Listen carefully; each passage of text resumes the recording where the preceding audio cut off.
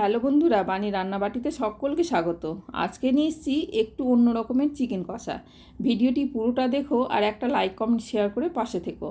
রান্নার জন্য প্রথমে সর্ষের তেল গরম করে চিকেনটাকে একটু ভেজে তুলে নিলাম। ওই তেলে আলু আর রসুনটাকেও ভেজে নিলাম। তারপর দিলাম শুকনো লঙ্কা, তেজপাতা, লবঙ্গ, এলাচ, দারচিনি, বড় এলাচ আর জয়িত্রী। একটু নাড়াচাড়া করে দিলাম পেঁয়াজ কুচি আর 1 চামচ চিনি। পেঁয়াজটা যখন লাল হয়ে আসলো তখন দিলাম আদা রসুন লঙ্কার পেস্ট, পেঁয়াজ বাটা, টমেটো বাটা আর একটু জল। একটু কষে নিয়ে দিলাম জিরে গুঁড়ো, ধনে গুঁড়ো, কাশ্মীর লঙ্কার গুঁড়ো, হলুদ। মশলাটা ভালো মতো কষে নিলাম। মশলা থেকে যখন তেল বের হয়ে আসলো তখন দিলাম ভেজে রাখা চিকেন, আলু আর রসুনটা। আবার একটু কষে নিয়ে দিয়ে দিলাম গরম জল আর পরিমাণ মতো লবণ। ঢাকা দিয়ে দিলাম সেদ্ধ করার জন্য। ভালো মতো যখন সেদ্ধ হয়ে আসলো আলু আর চিকেনটা, তখন ধনে পাতা কুচি ছড়িয়ে দিলেই রেডি হয়ে গেল আমাদের টেস্টি টেস্টি চিকেন কষা। আজকের মতো ভিডিওটি এখানে রাখছি।